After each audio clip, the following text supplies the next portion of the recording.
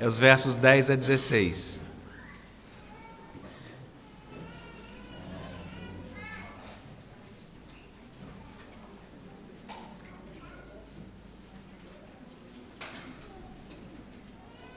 E assim, antes mesmo de fazer a leitura, é um sermão cheio de pontuações, né? Antes de fazer a leitura, eu queria muito que você, que está conosco, que é divorciado ou divorciada, não ficasse constrangido.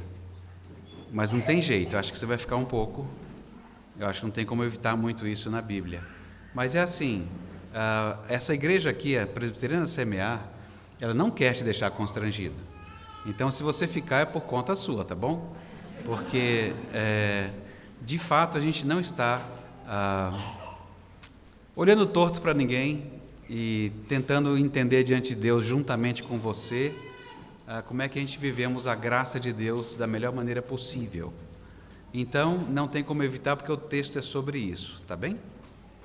1 Coríntios 7, de 10 a 16, a palavra de Deus diz assim: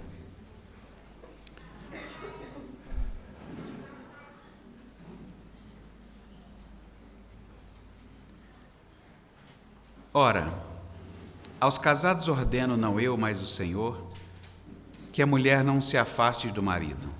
Se por ela vier a afastar-se, que não se case ou que se reconcilie com seu marido, e que o marido não largue de sua mulher. Aos mais digo eu, e não o Senhor, se algum irmão tem mulher incrédula e esta consente em viver com ele, não a abandone. E a mulher que tem marido incrédulo e este consente em viver com ela, não abandone o marido.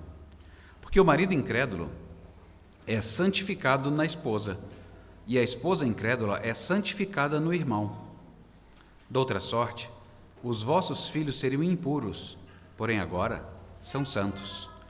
Mas se o descrente quiser ir embora, que vá. Em tais casos, não fica sujeito à servidão, nem o irmão, nem a irmã. Deus vos tem chamado à paz. Pois como sabes, ó mulher, se teu marido será salvo, ou como sabes, ó marido, se tua mulher será salva. Até aqui. Vamos falar com o nosso Deus?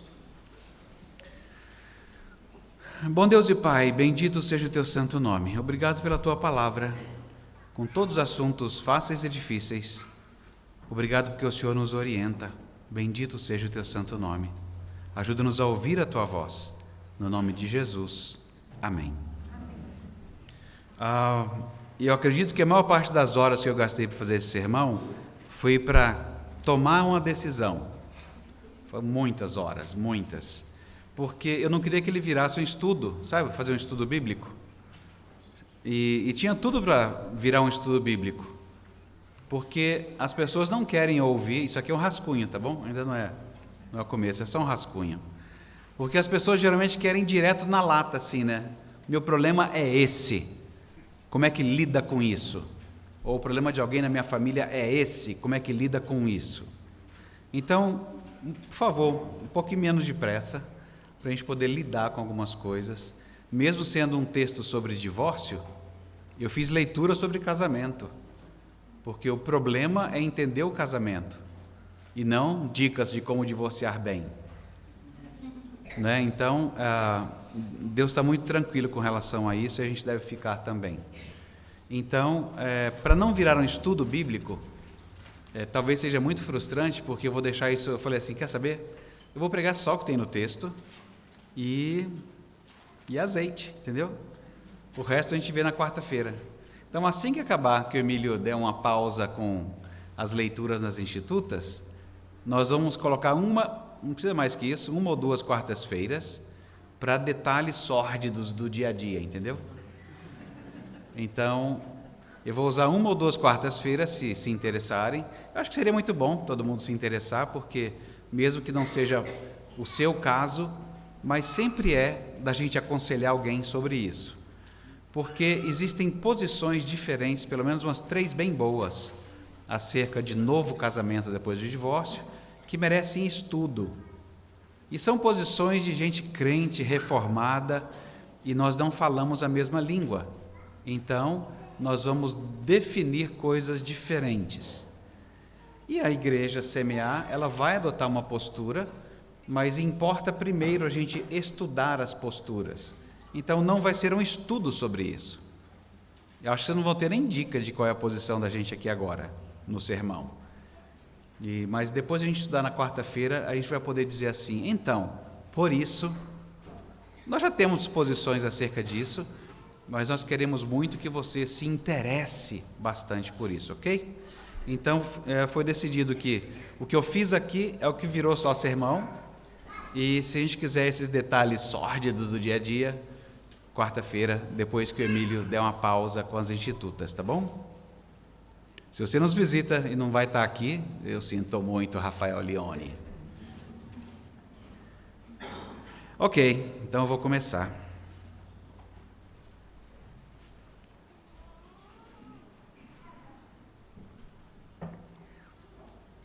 Eu dei um título que foi o que deu, não consegui um melhor. Você conhece as regras do casamento? Você vai falar de divórcio? É isso mesmo. Então, aí eu resolvi fazer uma introdução nessa linha. Deus criou o mundo com regras. E esta é uma razão pelas quais nós nos movemos com confiança por aqui. E a estabilidade das regras traz um bocado de benefícios. Você já pensou se um dia você sai de Taguatinga em direção à Asa Norte, mas de repente naquela manhã mudou? Taguatinga está na parte leste e a Asa Norte agora na Asa Oeste. Isso é meio tolo, não é? Você fala, isso não vai acontecer. Eu falei, eu não sei. Aqui é Brasília. Eu não sei. Mas eu agradeço a Deus pela inteligência dada por Ele a pessoas para desenvolverem aplicativos, especialmente aplicativos de georreferência. Afinal, graças à constância dos campos magnéticos e do giro da Terra, a gente pode se localizar. Seguir as regras, portanto, ajuda a pessoa a saber onde ela está. Isso é bom, não é? Regras te ajudam a saber onde você está. Aquela pergunta famosa ao telefone, onde você está? Eles falam, estou aqui, mas eu estou vendo pelo localizador que não. Hoje a vida está um pouco mais difícil. Imagine se os pontos cardeais, leste, sul, norte, oeste, não fossem fixos e suas posições mudassem. Isso teria implicações para tudo, para a navegação, para o mapeamento, vários aspectos da atividade humana e até para a cultura humana. Há várias coisas que nós ancoramos nessas regras. Você já pensou se as pessoas não soubessem quanto tempo dura a gestação de cada espécie? Aí chega alguém em casa e fala assim, ué, esses pintinhos nasceram em 3 dias? Diferente, né? Está cada vez mais difícil. Aí alguém explica, né? Bem, a ciência disse, essa ciência, que eu não sei quem é essa senhora, ela disse que no verão tem sido assim, mas pode mudar. Notícia para a família, a mamãe está grávida de novo, os filhinhos pulam de alegria e perguntam, mãe, quanto tempo a senhora vai ficar grávida? Queridos, a gente não sabe. Parece que os bebês que começaram a ser gestados no verão, acho que eles ficam prontos em cerca de 4 meses. Deus seja louvado pelas regras que Ele criou, não é? Se faz festinha, prepara. Pode acontecer um parto antes da hora, mas ninguém espera 3, 4 meses e fala assim, tá ótimo, já pode sair. Você já pensou se as pessoas não pudessem dizer coisas que nós dizemos corriqueiramente? Vou fazer uma cirurgia, de quê? Aí você fala o nome e fala assim, fica tranquilo. Aquelas coisas que você nem ora mais, nem pede para Deus. Fala assim, rapaz, essa cirurgia é tranquila. O que tem que fazer? Uma pequena incisão, é o que a pessoa morre. Ela estava tão tranquila que morreu. Então é assim, já pensou se a gente não pudesse dizer que essas coisas a gente diz, é natural. Olha, geralmente acontece assim, geralmente o esperado é isso. Mas já pensou se agora, doutor Daniel, as intervenções cirúrgicas, você nunca pudesse prever resultado de nada? Quem trabalha desse jeito? O fato é que as regras elas existem para as coisas, para as plantas e para os animais. Mas parece que, a despeito delas existirem para nós também, nós as rejeitamos. E parece que nós entendemos que nós somos o único ponto desse universo que pode prescindir das regras e acabar tudo bem. Tudo o mais segue regras. Mas nós estamos sempre perguntando: e se eu não seguir? Parece que nós somos o único ser desse universo que quer prescindir das regras e quer que acabe tudo bem. Hoje nós veremos que as regras do casamento são um modo de Deus organizar todos os níveis da sociedade. E Ele está fazendo agora isso num nicho bem pequenininho no nosso texto. O nosso texto ele é bem direto. Vocês já viram que não tem divisão nenhuma, não é? É só sobre isso. Não tem outro assunto. É isto. E o texto é bem direto. Ele é para casados. O meu trecho é esse, você vai pegar outra coisa. Mas o meu é esse, é só para casados. Aí fala assim, solteiros começam a se levantar. Calma aí, gente. Pode ficar aí. Solteiros, prestem atenção. Porque na Bíblia, todos devem conhecer a regra do jogo. Todos. Desde o tempo em que o povo e os sacerdotes, os dois têm que saber o que cada um faz. Na vida é assim também. Solteiros e casados. Quando tiver instrução para um e para outro, presta bem atenção na instrução do outro também, para você saber o que esperar dele e como é que ele age no corpo de Cristo. Bom, nós estamos aqui no capítulo 7, ainda colhendo resultados daquela divisão mencionadas lá no começo, no primeiro capítulo. Eu sou de Paulo, eu sou de Apolo, eu sou de Cefas, eu sou de Cristo. Ouçam com cuidado, porque é muito fácil fazer grupinhos, muito fácil. Quanto a esse assunto ainda, casamento, divórcio e novo casamento, as igrejas se dividem e seguem o mesmo padrão. Eu sou de Augustus, eu sou de Hernandes, ou eu sou de um outro pastor que aprova alguma coisa que eu goste. E você vai dividindo os grupos. E certamente haverá aqueles que dirão: eu sou de Cristo. Aí eu cuspo, entendeu? Eu falo, não, para. No nosso texto dessa manhã, Paulo se volta para essa questão do divórcio exclusivamente. Agora, vale a pena você começar a pensar quais teriam sido as perguntas para entender melhor essa resposta aqui. O que contaram a Paulo sobre os acontecimentos em Corinto? Porque as cartas são essencialmente isso. Alguém disse alguma coisa, ou perguntou alguma coisa, ou contou alguma coisa, e ele está respondendo a essas questões. Alguns assuntos parecem bem claros. No começo você descobre que os da casa de Cloe contaram sobre as preferências que os mantinha divididos. Ora, nem sempre nós temos a mesma conclusão teológica acerca de todos os assuntos, mas se isso mexer com a nossa comunhão a ponto de nós nos desprezarmos mutuamente, então algo muito errado está acontecendo. O nome de Deus e a honra de Cristo, eles podem ser envergonhados por nossa causa.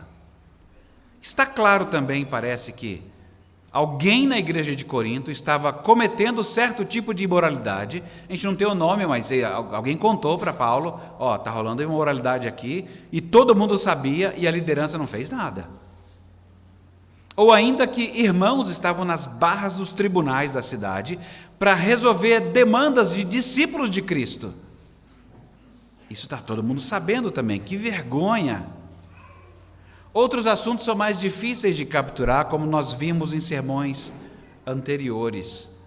Essa alegação dos coríntios de que eu posso tudo, sou da liberdade. E eles foram corrigidos por Paulo severamente, para que deixassem a imoralidade sexual. Portanto, eles estavam falando que eram livres para fazer qualquer coisa, e quando você entra nesse caminho, você acaba nunca escolhendo liberdade para, já que eu sou livre, eu vou arrumar a minha cama. Lembra? Ninguém faz essa escolha. A liberdade sempre descamba para a imoralidade sexual.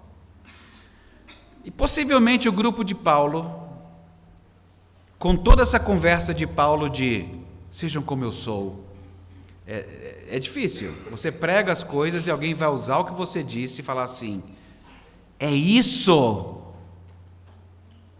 E acabou resultando em quê? Gente casada que queria viver como se fosse Paulo. Foi o último sermão que nós tivemos com o pastor Marcel. Começaram a dizer que não é bom tocar na sua esposa. Para com isso, viva como eu vivo.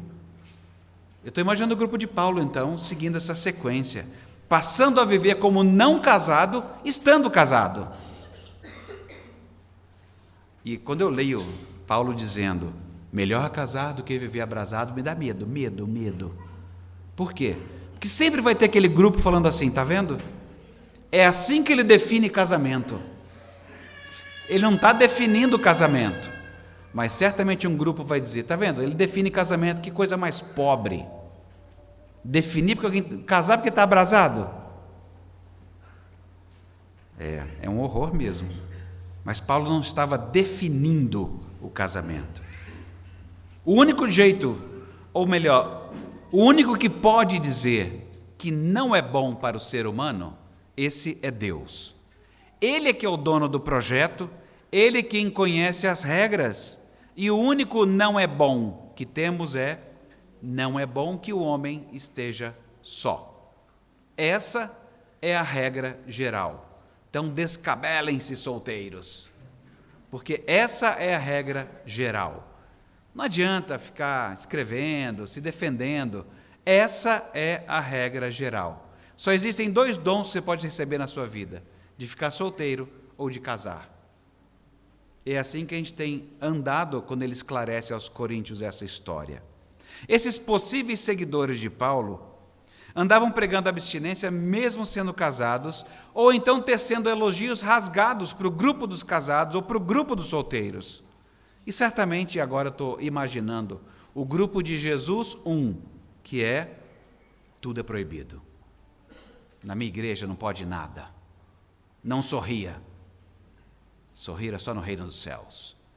E tem o grupo Jesus 2, em que tudo era permitido. Aliás, tem vários europeus que têm histórias assim, entendeu? De a alegria, numa época difícil, né? Em que a alegria deveria ser contida, em que o riso era considerado como pecado. Mas o grupo Jesus 2, em que tudo era permitido. Meu amigo, Jesus pagou pelos meus pecados. Me deixa em paz. Deixa eu fazer o que eu quero.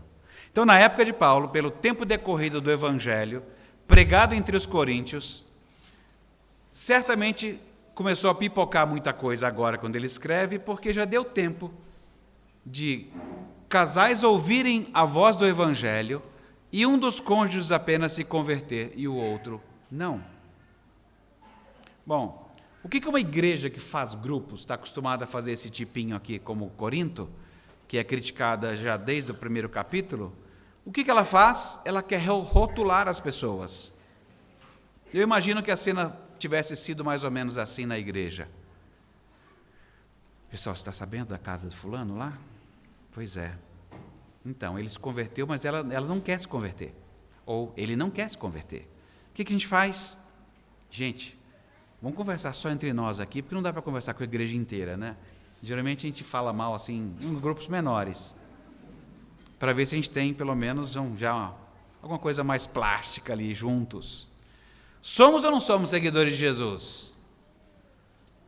A gente aqui não está seguindo Apolo, Paulo, Calvino, não. A gente segue Jesus, e a regra é clara. Vocês leram em Esdras capítulo 10?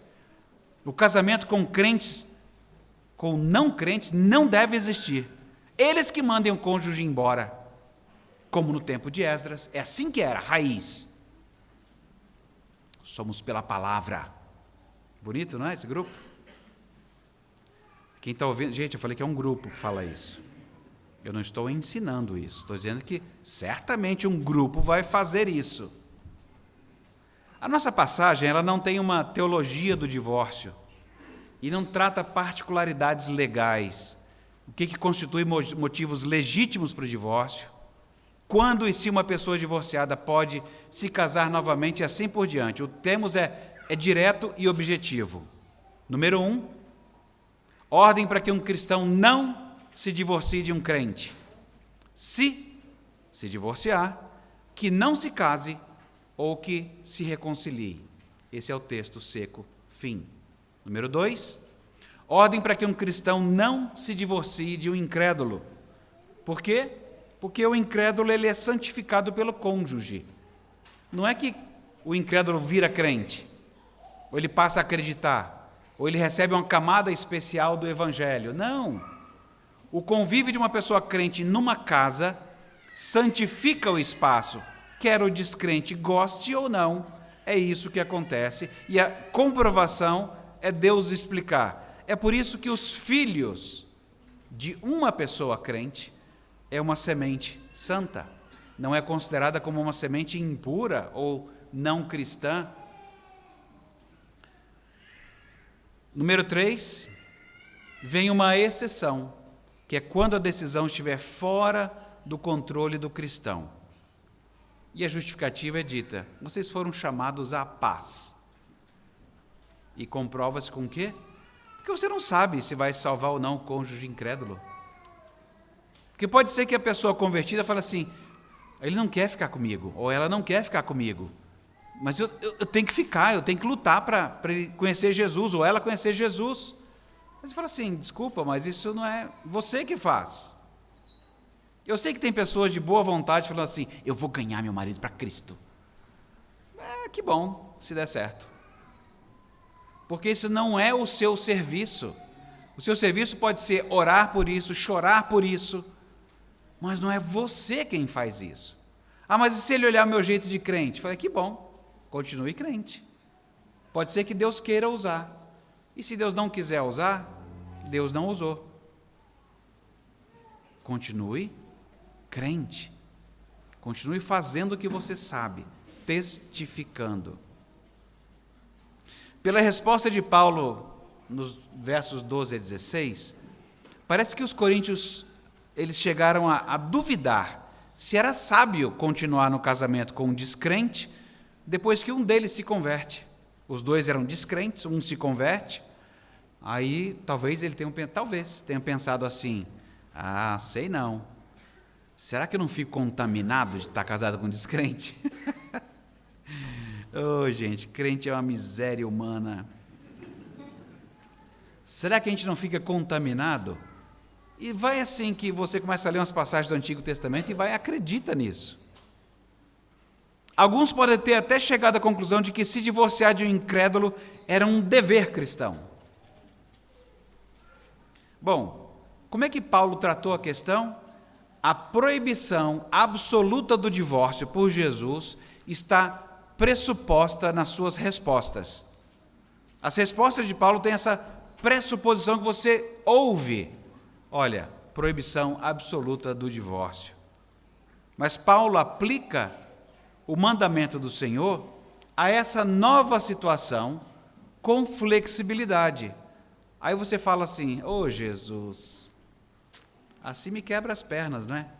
Eu quero dizer não em qualquer situação. Aí vem a Bíblia e me dá essa abertura. Aí fica difícil para o meu lado, né? Eu quero chegar e falar não, facilitar a minha vida. Estabelecer uma lei, uma regra e fim. Então, Deus não trabalha assim. Mas está escrito que Deus odeia o divórcio lá em Malaquias, eu sei. Mas Deus divorciou Israel. Então a gente vai ter que lidar com essas duas coisas o tempo inteiro. Não está fácil. Falei tira esse texto de pregar, gente, vamos pular esse negócio. Mas como eu disse, o que a gente tem é bem direto. Mas o que a maioria das pessoas, e hoje com tristeza reconheço, muitos cristãos querem saber é o seguinte: então, pastor, a gente não seguiu as regras. O que a gente faz agora? Assim, só vem me perguntar depois? Essa é a primeira sensação, entende? Você vem perguntar agora? Eu comecei o negocinho traficando cocaína e tudo, agora eu queria saber se eu posso continuar com isso, Falei assim, dá para a gente conversar antes? Igreja, se vocês estiverem pensando em alguma bobagem, procurem seus líderes, procurem pessoas que vocês considerem, vai que vocês acham que os líderes são todos tolos, pessoas que vocês considerem que sejam sábias e tenham discernimento no meio da comunidade. Não é possível mais a gente ficar decidindo sozinho essas coisas, especialmente quando você já sabe que está decidindo contra o modo de Deus orientar. Pergunta para mais gente, vê se alguém está enxergando o que você está enxergando que talvez mais ninguém esteja. Converse antes. Então, tristemente, o que mais tem acontecido é que, em lugar de procurar saber mais o que é o casamento, do ponto de vista do criador do casamento, e quais são as suas regras básicas, divorciados continuam a se mover pelo que sentem. Estou falando de divorciados de um modo geral. Eu nem sei o que vocês estão fazendo na vida exatamente, mas estou falando de divorciados de um modo geral. Acabam se guiando pelo que sentem. Aí você fala, ora, a Bíblia orienta claramente, por exemplo, que seja lá quem você for buscar, que seja um discípulo de Jesus. Siga pelo menos essa regra. E se você já quer começar desprezando essa regra, você já está desprezando o ensino claro de Deus, o Criador do casamento, e já vai para um erro duplo. Porque a pergunta é, tá, não seguimos as regras, o que a gente faz? Ou, não estou afim de seguir as regras. Eu quero errar assim e também achar alguém que não seja crente. Aí se fala, facilita a minha vida, né? Me ajuda aí como líder, como conselheiro. Como já havia dito, nesse texto nós não temos muito mais além do que pode ser lido. Mas é bom que a gente saiba que esse é um assunto extremamente difícil. Por quê? Porque ao interpretar de um modo, Paulo está ensinando que não pode haver divórcio em condição nenhuma. Se ele estiver falando desse jeito, a gente está falando de uma frase que geralmente se usa, que é: o casamento é indissolúvel. Como é que o casamento é indissolúvel se a gente compra café solúvel? E aí você faz do seu relacionamento também solúvel. Aí você fala, não, mas Deus ensina que ele é indissolúvel. Eu sei que ele ensina. Mas quando ele vai conversar com a mulher na beira do poço, ela chega para ela e fala assim, já teve vários maridos, né? Jesus está dizendo, você teve vários casamentos, né? A gente podia corrigir Jesus, né? Se a gente estivesse lá perto, corrigiria Jesus, não é? Fala, Jesus não fala assim. Ela teve algumas uniões civis estáveis, mas não casamento. A gente podia corrigir Jesus nessa e falar, ou então corrigir Deus no Antigo Testamento. Fala assim, Deus, o senhor sabe, né? Jacó já era um tipo difícil. Ele queria casar muito com Raquel. Foi enganado, deram Lia. Mas ele ficou ali, eu quero Raquel. Ou seja, ele tinha que trair Lia para poder continuar atrás de Raquel. No final, ele tem várias esposas. Aí você fala assim, Deus antes deixava várias esposas, agora ele não deixa mais? Para a tristeza de alguns, ou para a alegria de outros, não sei. O fato é, não, Deus sempre quis o casamento monogâmico. Mas Deus exerceu tolerância numa medida que a gente não compreende bem e vai ter que discutir mais. Por quê? Olha, porque ele fez as 12 tribos de Israel a partir de filhos de casamentos diferentes. E chamou de casamento e disse que deveria ser respeitado. Aí você fala, agora você está me enrolando, né? Eu falei, não estou enrolando. É por isso que eu vou precisar da quarta-feira. A gente precisa examinar as coisas direitinho. Mas uma coisa é certa. Como pastor, eis que vos digo. Fujam daqueles, como alguns da igreja de Corinto, que são formadores de grupos, porque eles já possuem a compreensão completa das coisas. Eles já entendem tudo. E vão dizer assim, é só aplicar a palavra. Eu sei que é só aplicar a palavra, mas a palavra aqui diz assim, e aqui diz de outro jeito. Como é que a gente aplica nesse outro caso? Não me vem com essa história que é só aplicar a palavra, porque não é fácil assim. Alguns assuntos está bem simples, outros não. Porque aquilo que é indissolúvel pelo próprio Cristo vai dizer, em algumas situações, pode ser dissolvido. Então fujam de qualquer um que diga que tem a palavra final sobre isso. Quando a palavra de Deus em um lugar dá uma ordem geral, em outro lugar oferece qualificativos. Então, mesmo sem entender bem, mesmo sem saber expressar direito, o que a gente precisa é respeito, tolerância e amor por aqueles que entendem de outra forma esse assunto. E isso é essencial se a gente quiser manter a unidade da fé que Deus exige que a sua igreja transpareça. Se você é divorciado e está pensando em se casar novamente, deixe-me encorajá-lo a passar um tempo significativo em oração e nunca sozinho. Só oração a gente se enrola. Só oração, eu não acredito em mim. Eu não sei vocês, se vocês acreditam em vocês. Se acreditam, vocês me parecem bem tolos se fizerem isso. Eu não acredito em mim. Eu me convenço fácil de que eu estou certo. Fácil. Brigo com a Beth. Aí ela vai para um lugar, eu vou para o outro, eu tenho certeza que eu estou certo. E quanto mais longe eu estiver, mais certeza eu tenho que eu estou certo. Só tem eu pensando? E eu sou besta de ir contra mim? Eu preciso me resguardar. Eu gosto de mim. Então, eu gosto da minha opinião. A gente vai estar sempre certo. Então, a pessoa que fala assim, não, mas eu orei muito, me dá até um arrepio assim. Ah, eu orei muito. Eu não sei o que isso significa. Eu orei muito, pode significar só que orou bastante, várias horas, vários dias, vários anos. Mas tem que ter mais qualificativo do que quantidade. Só quantidade, orei muito, não significa nada para a nossa conversa. É oração e buscar conselho piedoso de seus pastores e de pessoas que você respeita pela sabedoria e discernimento. Mas, como eu já disse, conversem com seus líderes primeiro, antes de decidir alguma coisa. A liderança não foi constituída, e vocês devem estar vendo isso na CMA, eu espero que vejam. E se vocês virem de outro modo, reclamem. Porque a liderança não foi constituída para ficar monitorando você, cobrando você, de um jeito policialesco. Não.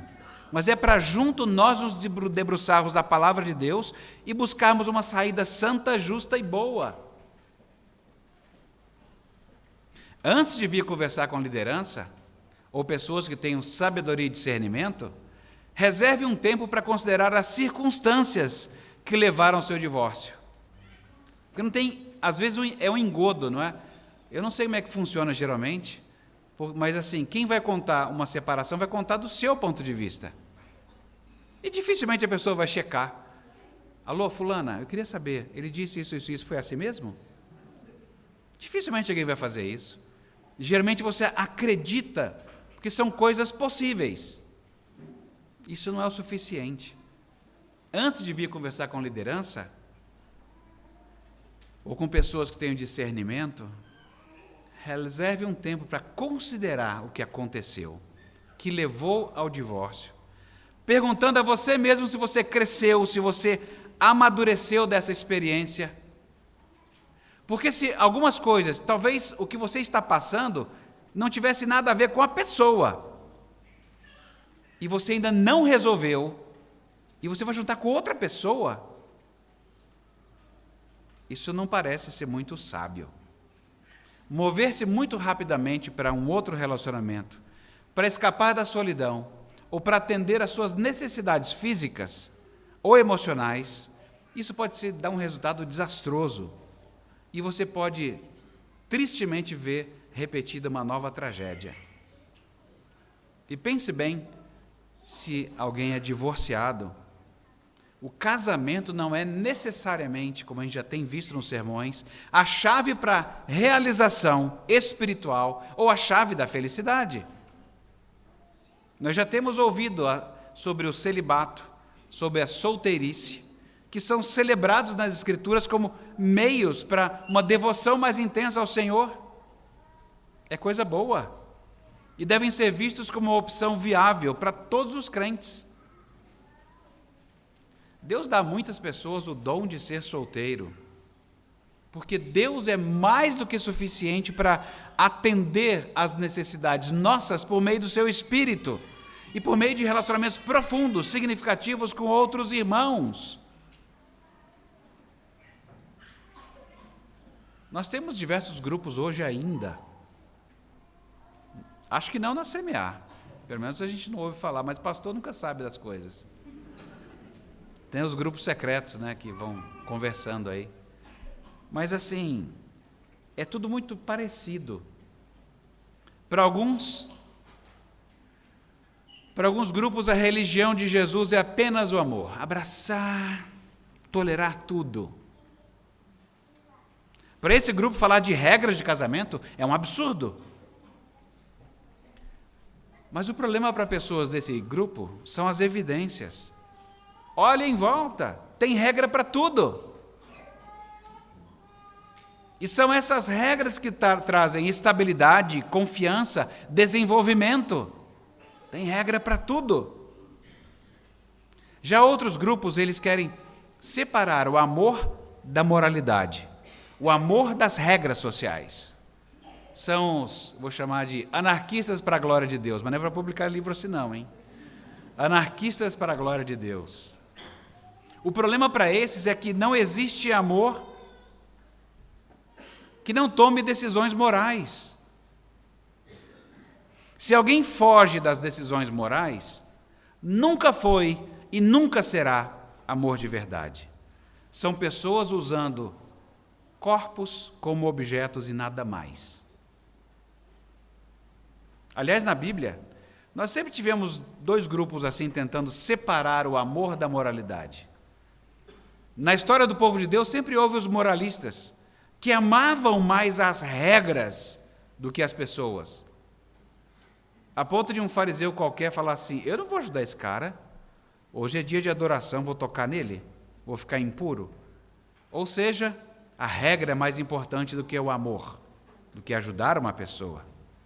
Era gente que não queria ajudar ninguém caído porque vai que se contamina. E sempre houve os libertários, que negavam as regras da lei de Deus para querer fruir só o amor. Um amor sem deveres. Algo como Jesus ama o seu povo e nós estamos aqui para celebrá-lo, mas que pena que ele não morreu na cruz, né? Parecia que era isso que estava falando nas escrituras o tempo inteiro, mas ele disse que amava a gente. Ele só não quis ir para a cruz. Mas você fala assim, não, isso é outro evangelho, né? Isso é outro evangelho. Mas amor separado dos deveres é isso. É Jesus falar só assim, olha gente, milhares de corações para vocês, mas o meu não vai ser cortado. Vai lá. Vai lá, vai testar. Qualquer relacionamento que você não colabora, não ajuda, não contribui, não participa, vai lá e diz no final, eu te amo, querida. Você sabe que eu te amo, né? Eu não faço nada, mas você sabe que eu te amo, né? Vai lá. Diz isso e veja se a pessoa acredita em amor sem regras. Não funciona. Jesus, o noivo, ele sempre ensinou seus discípulos que era necessário que o Filho do Homem sofresse muitas coisas, que fosse rejeitado pelos anciãos, pelos principais sacerdotes e escribas, fosse morto e que depois de 3 dias ressuscitasse. E isso ele expunha claramente. E aí chega Pedro. Sabe, aquela... Cara, essa regra está muito forte, né? Para com isso, Jesus. E Pedro fala assim, começa a reprovar Jesus. E Jesus olha bem para os discípulos e fala, arreda, Satanás. Porque vocês não cogitam das coisas de Deus, mas dos homens. O amor sofre. O amor se entrega para morrer. Se não for assim, não é amor. Jesus conhecia bem as regras do casamento. Ele estava disposto a morrer por você e por mim. Ele entregou a sua vida por isso. O primeiro sinal que ele fez foi numa festa de casamento, transformando água em vinho. E o recado está dado. Todo casamento é uma celebração, porque ele é a alegria da festa. Não dá para falar de divórcio sem a gente se lembrar o que é o casamento e repassar um pouquinho disso. Senão vai ficar parecendo que o casamento é como as pessoas falam por aí. Aproveita a vida, depois casa.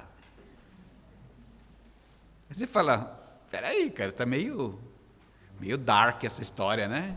Está meio esquisito isso aí. Parece uma ameaça. E tem ameaça. Você vai ver quando chegar a crise dos 7. Vai ver. Aí se não chegar, vai ver a crise dos 10. A crise dos 30, dos 40. Vai apontando alguma coisa. Porque as pessoas vivem, às vezes, uma desgraça de vida. E querem fazer disso a regra para os outros. A regra é a palavra de Deus.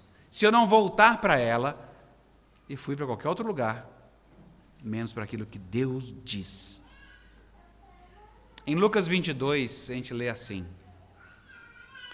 chegada a hora, pôs-se Jesus à mesa e com ele os apóstolos, e ele disse assim: tenho desejado ansiosamente comer com vocês essa Páscoa, antes do meu sofrimento.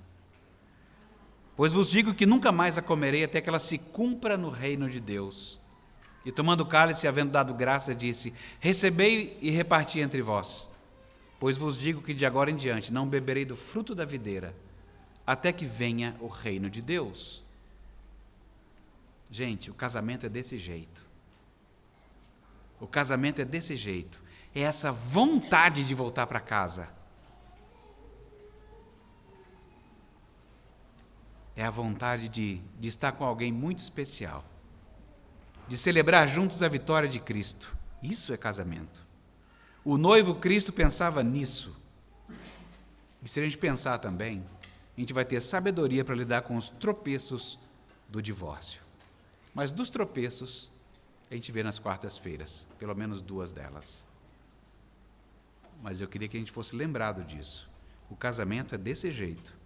E é por isso que não dá para imaginar Paulo dizendo outra coisa a não ser: olha, gente, eu sei que a vida é difícil e às vezes a gente não se entende. Se você se separou, você tem 2 possibilidades. Fica sozinho ou se reconcilia. Ele não disse mais do que isso. Falei assim, mas e aquelas condições que Jesus disse? Falei assim, gente, depois a gente pensa nas condições nas quartas-feiras. Quando ele disse isso, ele está colocando um patamar de como a gente deve pensar o casamento. Ele não tem que nivelar por baixo, ele não tem que nivelar pelas más experiências que não são contadas. Eu tenho que ouvir o que Deus diz. E eu vi um Cristo falando assim: que vontade de beber esse vinho com vocês. Eu sou o noivo, nós somos a igreja. Não dá vontade de estar logo com ele? Não dá vontade de vestir isso e falar assim: que bom é voltar para casa? Que bom é ter alguém para conversar? Que bom é ter alguém com quem celebrar a vitória? É isso que ele coloca para a gente, para sentir. Depois, a gente vai vendo os outros problemas. Deus nos ajude e nos abençoe. Vamos cantar ao Senhor nosso Deus uma vez mais?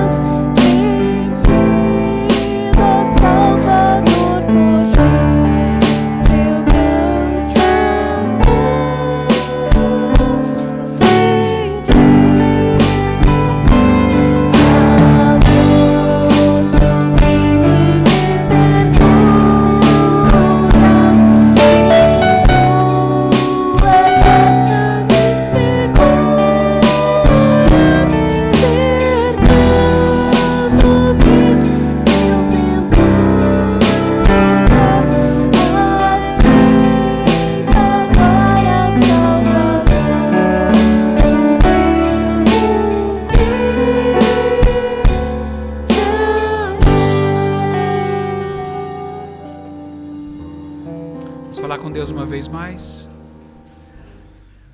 Bom Deus e Pai, esse assunto de regras do casamento já foi tão difícil que nós lemos na história, quando o Senhor falou sobre isso. E que a primeira reação dos discípulos foi: então quem vai querer casar? Deus amado, a gente pensa de modo tão pequeno acerca do casamento.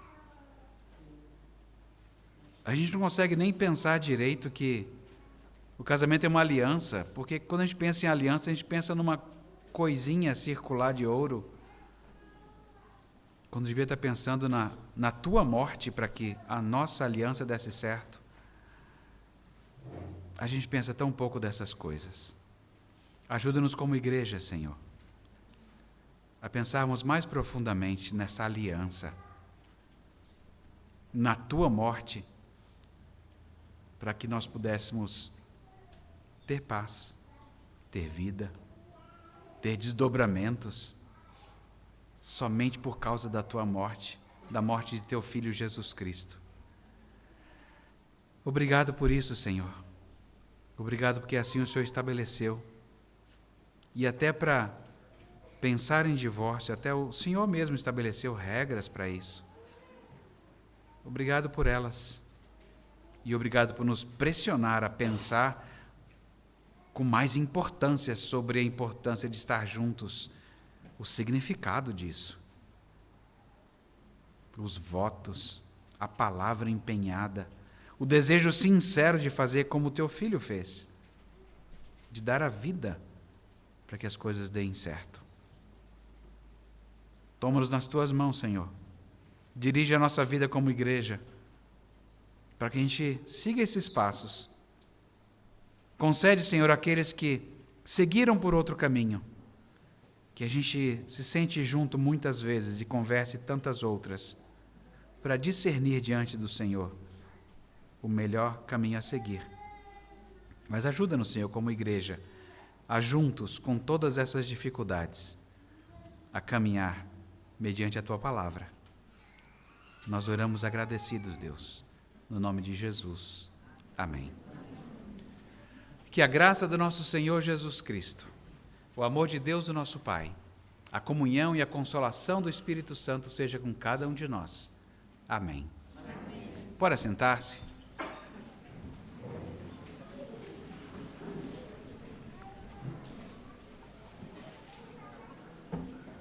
Vamos fazer um breve intervalo e logo teremos escola dominical aqui ainda falando sobre